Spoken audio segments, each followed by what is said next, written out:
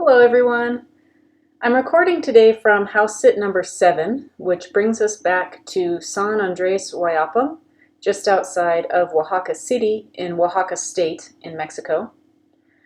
I wanted to do the first in a short series of videos that I'm calling Mexico Mishaps, and basically it's just going to be story time of some of the more interesting things that have happened to us on the road. I realize that there's, depending on who you talk to or what sort of media you consume, there can be a lot of fear-mongering about traveling in Mexico. So I just want to take the time to share our personal experiences and keeping in mind that we are now at 10 months living in Mexico. We've driven over 7,000 miles and we're still at 15 states. So, just consider this story time and do with this information what you will. So we're going to a day about 3 months ago in mid-July. This was on the third day of our 3-day drive from Oaxaca to Puerto Vallarta. The first day from Oaxaca was an 8-hour drive and we stayed just northeast of Mexico City. The second day we stayed in Guadalajara. That was a 6-hour drive. And we did those 2 long days to make our third day of traveling a 5-hour drive because we wanted to take a different route to Puerto Vallarta than we'd taken before, so we could see, we planned to either stop at Mascota or one of the archaeological zones on the way. When you are driving from Guadalajara to Puerto Vallarta, there's only 2 routes and neither of them are a straight shot, so there is a big mountain range right on the coast. So it's the ocean, Puerto Vallarta, and a large tropical mountain range that you have to get over. So when you're driving from Guadalajara, which is a fairly arid area, you can either take the northern route, which I believe is probably more common. It's only about 15 minutes shorter, but part of the route is on a toll road, which is called a quota. And the toll roads are just known for being a little bit more of a straight shot, a little bit safer, and just typically known for being newer roads and less windy. However, we've driven from Guadalajara to Puerto Vallarta on the northern route 2 times, and of course, going over the mountains on the northern and the southern route is about the same as far as getting over the mountains. It's a 2-lane, very windy, blind corners road with not a lot of civilization once you're on the mountains. So this time we wanted to take the southern route, which again was only about 15 minutes longer, but it had a few places along the way recommended to us by our friend in Puerto Vallarta. So we decided this day to take the southern route. So when we hit the road that morning, it ended up being a bit more of a stressful day than we had intended, so we decided along the way we were just going to stop in Mascota for lunch. And when we arrived, it was blue skies, beautiful, big white fluffy clouds, and Mascota was just an adorable small town. So I really appreciate Sandra for giving us the recommendation to stop there for lunch. And I would like to go back someday when we're in the Puerto Vallarta area. It was just an adorable place to stop. So we had a great lunch there, and while we were eating lunch, storm clouds moved in and it started just dumping rain. So everyone who was seated outside, they made room for us inside, and of course, being that that area has a dry season and a rainy season, we were in the beginning of the rainy season. So the restaurant was, I'm sure, used to moving people inside when the rain unexpectedly starts. And it wasn't just a little bit of rain, it was a major downpour. So much so, the restaurant had their entrance with their little shop where they were selling cookies and pastries, and the restaurant itself had floor-to-ceiling windows, and in an effort to save their customers from getting soaked on the way to the car, if it was quicker for the customers to walk out the floor-to-ceiling windows to get to their car instead of going to the front door and running an extra block or so in the rain, they were making some accommodations for people to, including us, to make our way to our cars by exiting through the windows. So we got back on the road, traveling from Mascota to Puerto Vallarta, and the rain continued dumping. And you know, we've spent 5 years in Louisiana, so we're very used to sudden, heavy rain, which happens sometimes while driving. And this was, I would say, equivalent or even more so than what we were accustomed to in Louisiana. So Evan was driving carefully. We were watching, in addition to the rain, there was a heavy fog settling on top of the entire mountain pass. So on top of the blind corners of this narrow 2-lane mountain pass road, we had fog and we had all the rain coming down, and we got a flat tire. And I want to make it clear that Evan is a very competent driver, and he's changed countless flat tires. For some reason, there was a period of a couple of years between Portland and when we first moved to New Orleans that flats were sort of a regular thing for us. So we've gotten through that stage, and it's been a very long time since we got a flat tire. But this one was quite different from any other flat tire experience that we've had. So first of all, we're on a 2-lane, very curvy mountain pass. Evan did the best that he could. We coasted around a corner, and fortunately around the corner was a little bit of a straight stretch.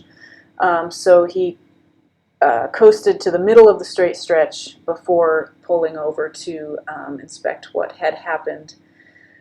The mountain pass has no shoulder. It's far too dangerous to walk anywhere. We were 90 minutes from Puerto Vallarta at that point, and a long walk from any of the nearby villages. He definitely would not have arrived at a village until after the sun had set. We're in the middle of nowhere. Of course, the first thing we try is cell service, and we had no self-service because with our Mexican car insurance, we do have roadside assistance, but that is unfortunately unusable if you can't call anyone. And the rain was so heavy that, you know, as soon as you open the door and get out of the car, we're drenched. It's so heavy that as soon as we open the trunk to move a couple things to get to the spare tire and get the tools out, things in the trunk are soaked, you know, so it's heavy rain, almost dark, and Evan got right to work changing the tire. Here's where things got even more complicated. So way back in Portland, we got anti-theft security lug nuts put on our car. I don't think it was a choice that we intentionally made. Somehow we just ended up with these. But what that means is that you can't just use the regular tool to undo the lug nuts on the tire. You have to put a security key over your lug nuts, and then the tool attaches to that, and then you can get the bolts off the tire. So Evan managed to get one of the security lug nuts off, and 2 of the tire bolts broke, and I think this is because the key was getting ready to break, and it was wet and dark and a lot more tense than it usually is changing a flat tire. And then the key broke. So we were left in this situation with 3 bolts securely holding the flat tire onto the car and no way to get those bolts off. I thought at this point for sure that we would be spending the night in the car with the hazard lights on and just hoping that no one came around the corner and slammed into us. While Evan was changing the tire, I was trying to flag down people driving by. Most people, when they saw the car on the side of the road and saw all of the other elements, heavy rain, getting dark, blind corners, almost everyone slowed down, rolled their windows down, asked if we were okay in Spanish, and asked if they could do anything.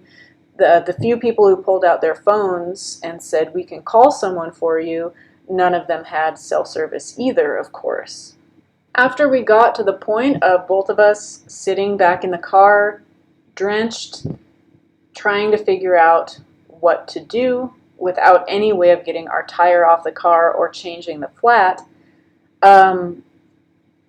a car pulled over with 4 nice Mexican men inside, and they hopped out, and Evan didn't know all the right words for, to say we have these anti-theft security lug nuts in Spanish, but very quickly they understood exactly what the problem was, and one of them pulled a toolbox out of their trunk, and they had an ingenious way of fixing it. They took another one of the anti-theft lug nut keys, which would not fit on our bolts, but was able to use a big hammer and just sort of, it was like a slightly smaller diameter than our lug nuts were, and they hammered it on there, and once they basically destroyed the lug nuts and their key in the process of hammering that on there, then they were able to use the tool to get all 3 of those stuck lug nuts off. And in the process, they destroyed the key they had. They had, all kinds of them in their toolbox, so they were very well prepared. And beforehand, they did make sure, they made it very clear that they were going to be destroying these bolts in the process of helping us. And at that point, we're just like, yes, thank you, please. And they were so just, it was pouring down rain. They were driving from Puerto Vallarta to Guadalajara that night, which is a 5-hour drive. The sun was setting, and they were going to have to make the rest of their trip just soaked. But they didn't even seem put off by this. They were just incredibly friendly, incredibly happy to help. And twice we offered payment to thank them for their services, and I think actually, in fact, that might have been not the right thing to do. They at first, seemed a little offended, and then just politely said no. So after they saved us, our roadside saviors, they wouldn't accept payment, and they got the bolts off, put our spare tire on, and we had two or three bolts remaining to hold that tire on, including one of them had the key stuck on it, and they just said, drive very slowly, all 90 minutes to Puerto Vallarta. It's going to take a little longer than that because you're going to have to drive real slow. We opened up our cooler bag of food, and they did accept a single beer can and the bag of cookies that we bought from our lunch in Mascota. This is the only photo of our car on the side of the road that I have. I don't exactly know what I was going for with this photo, just sort of panicked, and it doesn't really show us much, but this is so you can see that the road has zero shoulder, but this was what appeared to be the safest place for us to coast to change the tire. And there's two of them walking back to their car, so they are absolutely drenched. They just pulled over to help us, accepted no payment, and they have a 5-hour drive ahead of them with very wet clothes. And this is how we drove our car from the mountain pass all the way to Puerto Vallarta. You can see we have 2 broken bolts, 2 looks like has lug nuts on it, and then the third one there has their jury-rigged tool stuck on there. So this is what we later took to the car shop in Puerto Vallarta and said, can you please help us? And after that crazy experience, we had a great vacation in Puerto Vallarta. Our friends Casey and Woody came down to visit from New Orleans. We got to enjoy their vacation with them, and they had a surprise proposal photo shoot. So it was a great way to unwind after such a stressful end to our 3-day drive from Oaxaca to Puerto Vallarta. I posted this story in one of our on the road in Mexico Facebook groups that we're in, where people share helpful or sometimes not very helpful information, and was surprised to get a huge response.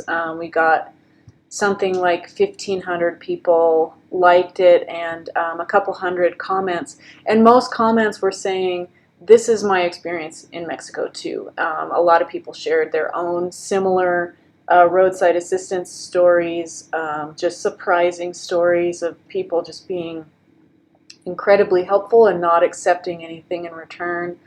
Lots of comments about how, you know, this is common in Mexican culture.